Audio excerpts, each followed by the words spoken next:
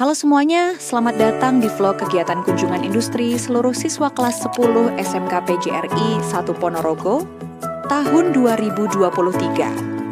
Tahun ini, seluruh siswa kelas 10 dari berbagai jurusan berkesempatan mengikuti kegiatan belajar sambil berwisata ke Candi Prambanan, salah satu destinasi bersejarah dan kebanggaan Indonesia yang terletak di perbatasan Yogyakarta dan Jawa Tengah.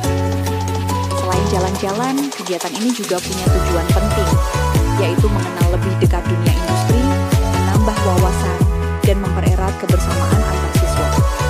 Yuk, kita ikuti keseruan perjalanannya dari awal sampai akhir.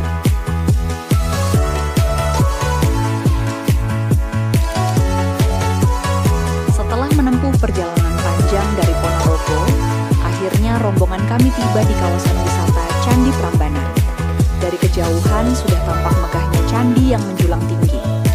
Bus kami berhenti di area parkiran yang luas, dan para siswa turun dengan wajah ceria dan semangat. Udara sejuk, suasana ramai, dan semua nggak sabar buat segera masuk ke area candi.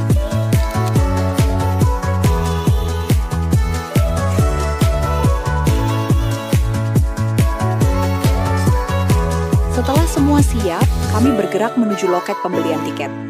Suasana ramai, banyak pengunjung dari berbagai daerah juga sedang berwisata hari itu. Petugas di loket melayani dengan ramah, dan setelah tiket di tangan, waktunya scan barcode di pintu masuk. Dari sini, pemandangan candi utama sudah mulai terlihat, dan semua langsung heboh karena megah banget. Begitu masuk, kami disambut taman yang indah dan terawat. Rumput hijau, pepohonan rindang, dan langit biru cerah bikin suasana adem banget. Teman-teman langsung memanfaatkan momen untuk foto-foto.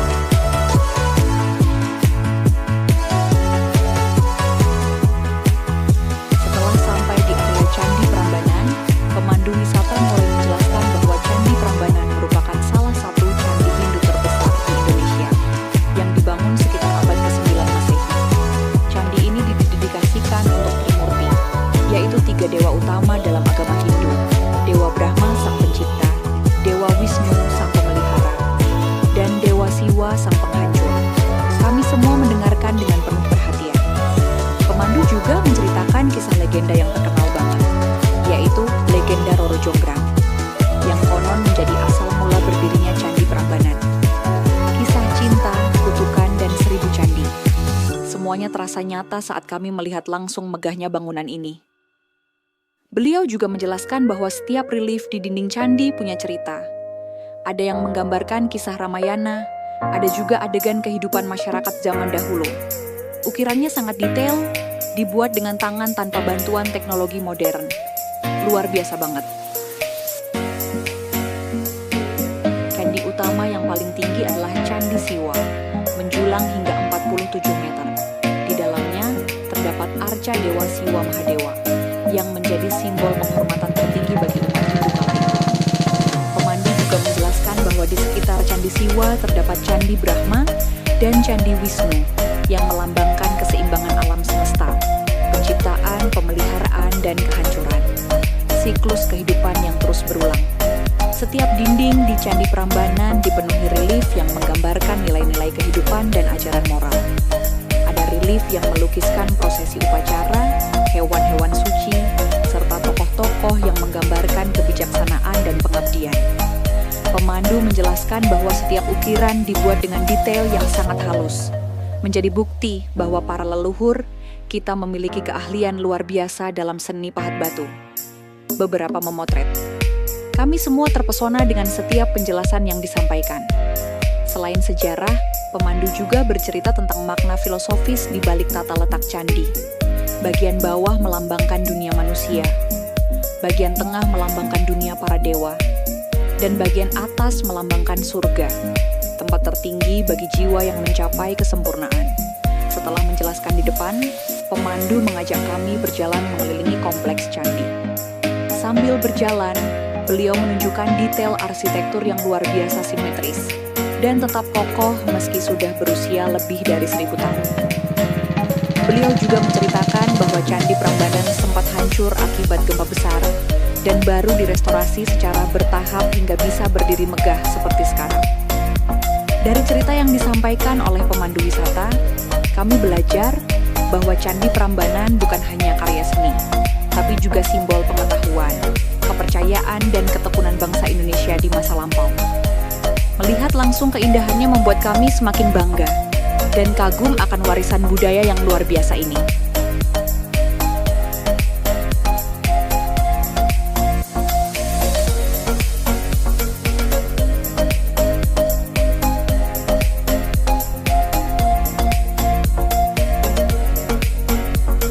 Candi ini menjadi bukti nyata bagaimana masyarakat pada masa itu tidak hanya unggul dalam teknologi arsitektur, tetapi juga memiliki spiritualitas yang sangat tinggi. Mereka membangun bukan sekadar bangunan megah, tapi juga tempat untuk menyatukan manusia dengan nilai-nilai ketuhanan. Beliau juga menceritakan bahwa batu-batu penyusun candi disusun tanpa semen atau perekat, semuanya saling mengunci dengan presisi yang luar biasa. Inilah yang membuat Candi Prambanan menjadi simbol kecerdasan dan kerjasama. Karena ribuan batu besar disusun secara bergotong royong oleh para leluhur dengan penuh ketelitian dan rasa tanggung jawab. Selain itu, banyak arca dan hiasan di area Prambanan menggambarkan ajaran tentang keseimbangan hidup. Ada simbol bunga teratai yang melambangkan kesucian hati, dan bentuk gunungan di setiap gerbang yang berarti perjalanan manusia menuju kesempurnaan. Pemandu menjelaskan, setiap detail memiliki filosofi, seakan setiap batu berbicara tentang perjalanan spiritual manusia. Pemandu menunjukkan bagaimana tata letak seluruh kompleks candi sebenarnya membentuk pola mandala, simbol kesempurnaan dan keteraturan alam semesta. Dari arah timur, matahari terbit menjadi lambang awal kehidupan, sedangkan sisi barat menjadi lambang kembalinya jiwa menuju asalnya. Semua ini menunjukkan betapa dalamnya cara berpikir nenek moyang kita dalam memahami kehidupan. Pemandu juga bercerita bahwa sebagian besar batu di sekitar kami adalah bagian dari candi-candi kecil yang belum tersusun kembali. Ribuan batu itu masih menunggu untuk ditemukan dan disusun ulang oleh para arkeolog. Melihat keagungan ini, kami seakan diajak untuk merenung bahwa kejayaan sejati bukan hanya tentang kekuatan atau kemegahan, tetapi tentang keimanan, kerja keras, dan kebersamaan.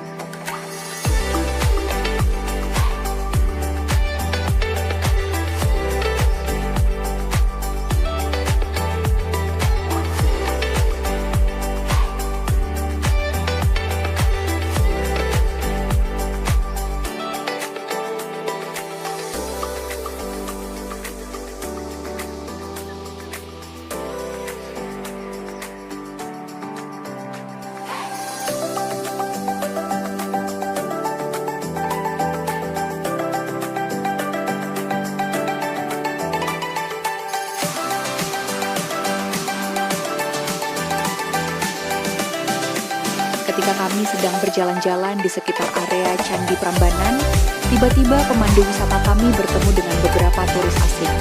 Dengan ramah, beliau langsung menyapa dan mengajak berbincang santai menggunakan bahasa Inggris.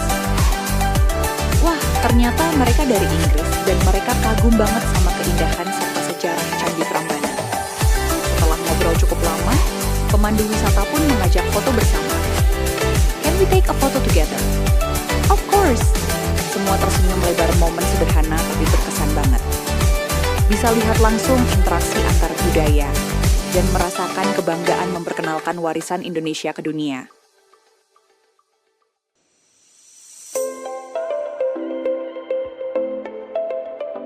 Ada sapi, ada Garuda, angsa kendaraan Brahma, Siwa naik sapi, dan Wisnu naik Garuda.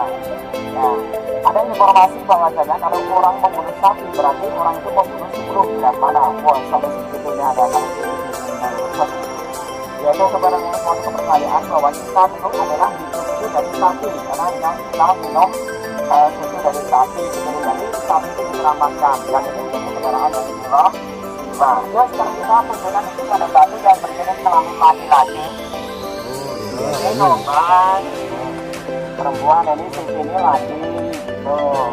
Dia dulu tidak pakai semen, besi atau bahan perekat apapun ya. Dan inilah yang sudah dicoba-coba disusun kembali kayak gini. Jadi dulu kita di Tanah Romo Kota dengan gempa bumi Gunung Merapi.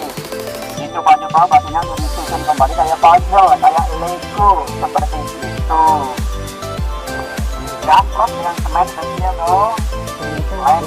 Ya. Ini fondasi batu asli nanti tanda dulu sebelum dicopotin. A, B, C, D, X, dan sebagainya begitu. Ya. Kalau candi udah jadi kayak gini kita nggak tahu ya, yang sebenarnya ada dengan sistem itu tadi interlocking, ada batu lagi perempuan. Ini semua candi di halaman 2 punya ukuran bentuk model yang sama seperti ini dengan nama yang sama. Itu tertulis C Perwara. C itu candi Perwara, artinya keluarga. Jadi ada 220 candi keluarga. Wanita sembahyang seperti air amerta, air suci. Kalau candi baru dibuat itu belum jadi bangunan suci, tapi telah disucikan jadi bangunan suci dan terus digunakan untuk bersembahyang. Ada lebih detail lagi ini diketahui bahwasanya untuk memperkuat lagi ini dibuat lubang kayak ekor burung kayak ginian. Ya, ada sini juga. Ini nanti batu lainnya itu punya lubang dan tujuan juga mendekati batu seperti ekor burung gitu. Dan sekarang kita naik ke halaman pertama. 16 candi termasuk candi kecil masih masuk di telah bawah roh ya kan sesuai dengan nama itu kelir candi.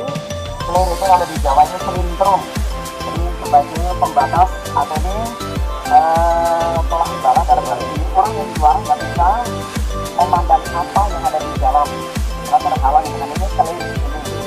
Yang sebenarnya waktu Anda itu adalah satu loyang gitu ya, ada 3 sisi karena udah selesai di restorasi ini belum dikerjakan. Itu di dalamnya hanya ada yoni, bisa ditengok itu ada yoni. Apa itu yoni? Tadi ada yang menjawab ya, yoni itu adalah simbol perempuan. Untuk lingga yang laki-lakinya tak ada lagi. Ini lingga and yoni keduanya simbol kesuburannya. Lingga harus dengan yoni dengan lingga. Tapi Anda lihat ini bentuk-bentuk yang benar-benar kalian jangan sampaikan ini adalah stupa. Stupa atau candi Buddha. Ini stupa dalam mangkok dari Siddhartha Buddha Gautama ditengkurapkan, terus tongkat ditancapkan di atasnya. Nanti Anda temui di Candi Sewu di ujung sana. Setelah Anda naik payo nanti. Nanti untuk ini adalah Ratna, itu kuntur bunga teratai yang dibalik. Itu di atas lingga, yang bawah yoni. Lingga dewa, yoni dewi. Lingga lagi, yoni perempuan. Lingga finish, yoni vagina. Begitu kalau ke candi yang lainnya. Ada pohon yang selalu dipotongin ya. Ini yang nanam dulu adalah Yop Abe tahun 1995. Bentuk modelnya kok kayak payung, memang dibentuk seperti itu. Itu meniru bentuk dari pohon kalpataru. Nih, reliefnya nih. Relief kalpataru. Itu adalah spesial motif dari Candi Prambanan ya.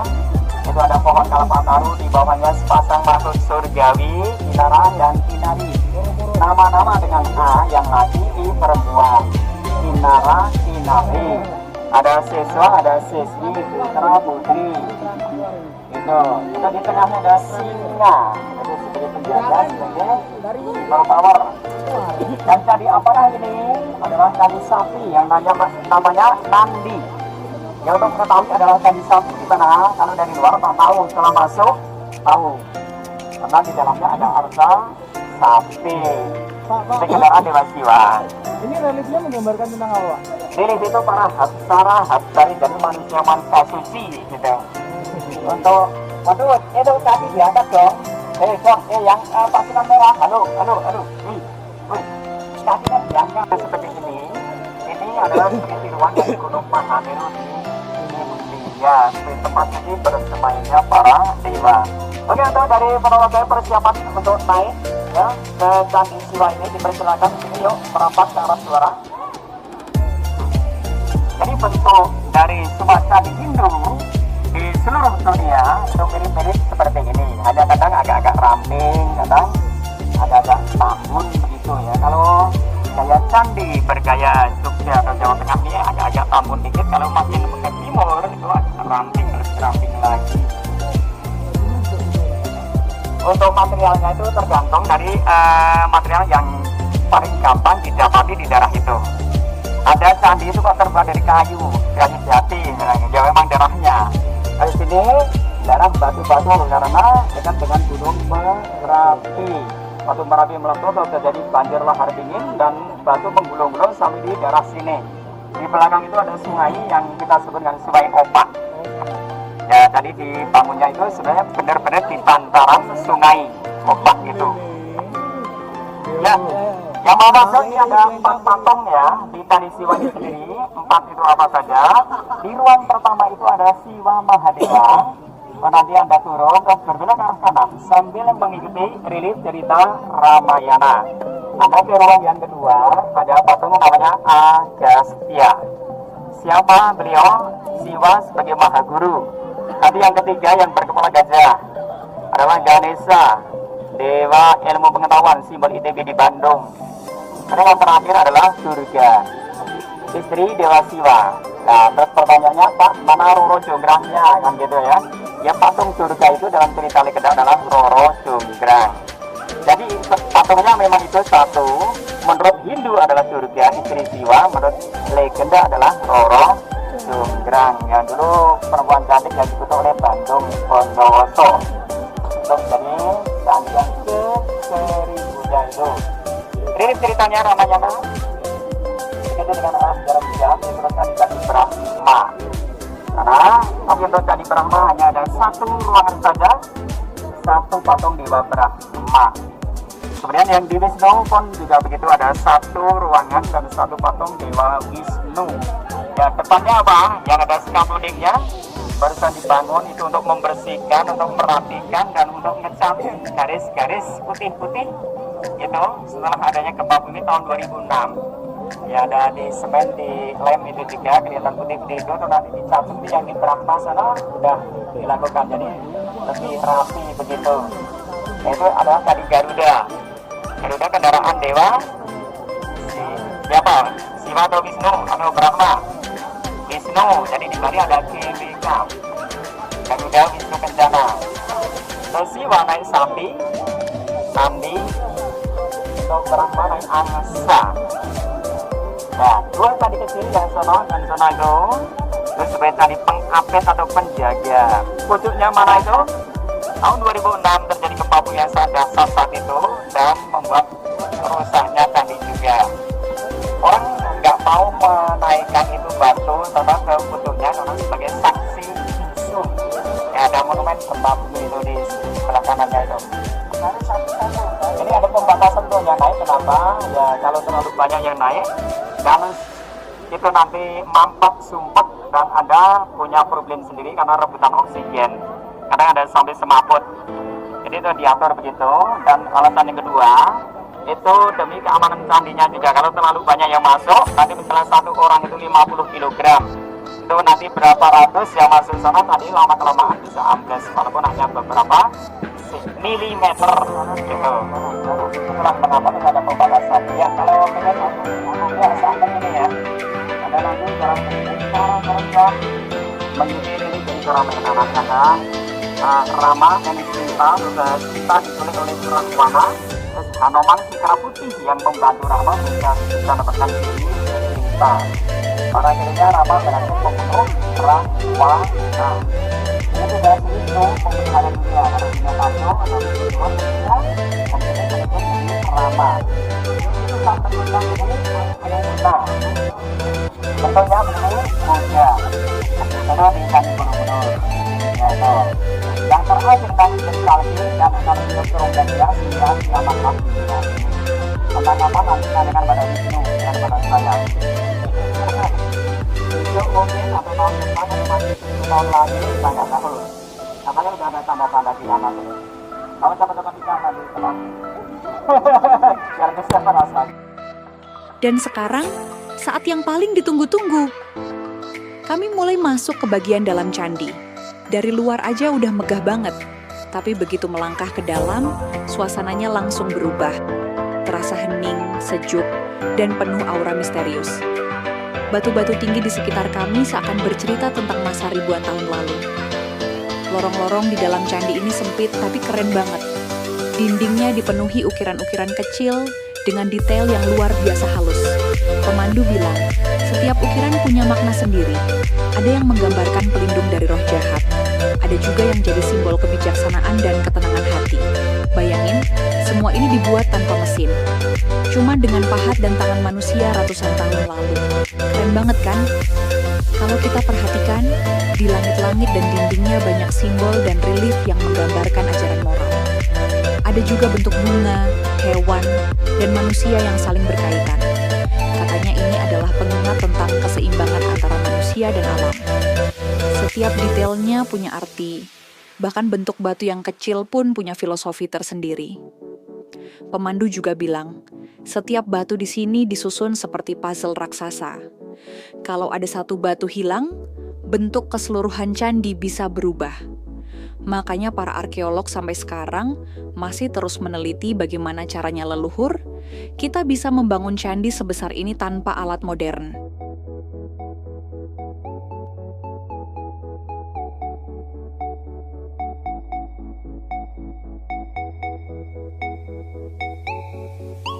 Setelah puas menjelajahi bagian dalam candi, perjalanan kami belum selesai. Sekarang kami bersiap naik kendaraan wisata yang sudah disediakan untuk berkeliling area kompleks Candi Prambanan. Semua terlihat antusias. Ada yang duduk di depan biar bisa lihat pemandangan lebih jelas. Ada juga yang sibuk siapin kamera buat ngevlog sepanjang jalan. Begitu kendaraan mulai jalan, pemandangan di sekitar langsung luar biasa indah. Dari kejauhan terlihat jajaran candi-candi kecil yang mengelilingi candi utama. Pemandu wisata menjelaskan bahwa kompleks Prambanan ini dulunya terdiri dari lebih dari 240 candi. Namun, sebagian besar sudah runtuh karena gempa, dan baru sebagian yang berhasil dipugar. Di sisi kanan kami, terlihat sisa-sisa batu asli peninggalan masa lalu yang masih tersusun rapi di area pemugaran. Sedangkan di sisi kiri, hamparan rumput hijau dan pepohonan rindang membuat suasana terasa damai banget. Anginnya sejuk sambil jalan pelan, kami bisa menikmati megahnya Prambanan dari berbagai sisi. Sepanjang perjalanan, suasananya seru banget. Teman-teman saling teriak, ketawa, sambil nunjukin pemandangan yang menarik. Ada yang sibuk ambil foto, ada yang bikin story buat media sosial, dan ada juga yang cuma duduk sambil menikmati angin dan panorama. Di salah satu titik, kendaraan kami berhenti sebentar. Dari sini, pemandangan Candi Prambanan kelihatan utuh, megah, kokoh, dan sangat simetris. Pemandu menjelaskan bahwa bentuk candi yang menjulang tinggi melambangkan Gunung Mahameru, gunung suci tempat para dewa bersemayam menurut kepercayaan Hindu. Dari sini, kami benar-benar bisa merasakan kebesaran sejarah dan spiritualitas yang luar biasa. Setelah berkeliling hampir seluruh kawasan, kendaraan kami perlahan kembali menuju area parkir. Rasanya menyenangkan banget bisa menikmati Candi Prambanan dari berbagai sisi sambil mendengarkan cerita langsung dari pemandu wisata. Perjalanan singkat ini bukan cuma seru, tapi juga penuh pengetahuan. Kami belajar bahwa Candi Prambanan bukan hanya bangunan batu, tapi kisah panjang tentang kebudayaan, kepercayaan, dan ketekunan nenek moyang kita. Sungguh pengalaman yang berkesan, penuh tawa, ilmu, dan rasa bangga, jadi bagian dari bangsa dengan sejarah sebesar ini.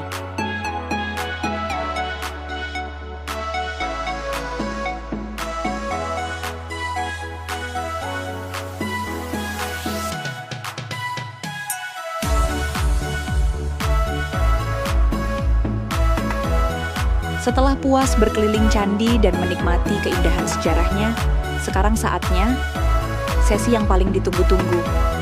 Ya, kami menuju ke pusat, oleh-oleh Candi Prambanan. Suasananya ramai banget. Di kanan kiri jalan banyak banget kios dan toko yang menjual berbagai macam cenderamata khas Jogja dan Prambanan. Di sini kita bisa nemuin banyak banget barang menarik, mulai dari gantungan kunci berbentuk candi, miniatur arca, kaos dengan tulisan lucu, sampai batik khas Yogyakarta. Buat yang suka koleksi, tempat ini benar-benar surga kecil.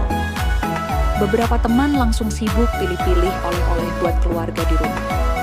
Ada yang serius nawar harga. Ada juga yang cuma keliling sambil bilang, nanti aja deh belinya di toko sebelah. Suasananya seru banget. penuh canda tawa dan keseruan khas rombongan sekolah. Para penjual di sini juga ramah-ramah banget. Mereka dengan sabar menjelaskan setiap produk. Bahkan ada yang langsung nawarin diskon kalau beli lebih dari satu. Katanya, yang penting pembeli senang dan bisa bawa pulang kenang-kenangan dari Prambanan. Selain souvenir, di area ini juga banyak jajanan dan camilan khas Jogja. Ada bakpia, geplak, sampai minuman tradisional seperti wedang uwuh. Beberapa dari kami sempat nyicip sedikit sambil duduk di pinggir jalan. Rasanya enak, manis, dan pastinya khas banget. Setelah muter-muter cukup lama, akhirnya sebagian besar dari kami udah dapat oleh-oleh yang diincar. Ada yang beli gelang, topi, baju, boneka kecil, dan bahkan magnet kulkas bentuk Candi Prambanan. Yang penting, nanti pas pulang, bisa bagi-bagi cerita dan hadiah kecil buat keluarga di rumah. 6. Perlahan, kami berjalan keluar dari area pasar, sambil sesekali masih nengok ke kios karena, ya, masih pengen belanja lagi. Tapi waktu udah makin sore, jadi kami harus bersiap buat lanjut ke perjalanan berikutnya.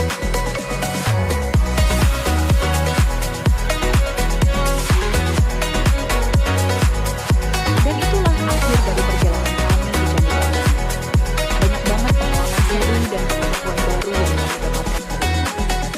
Mulai dari menjelajahi candi, belajar sejarah, sampai belanja oleh-oleh bareng teman-teman. Kegiatan kunjungan industri kali ini nggak cuma menyenangkan, tapi juga bikin kami lebih bangga dengan warisan budaya Indonesia.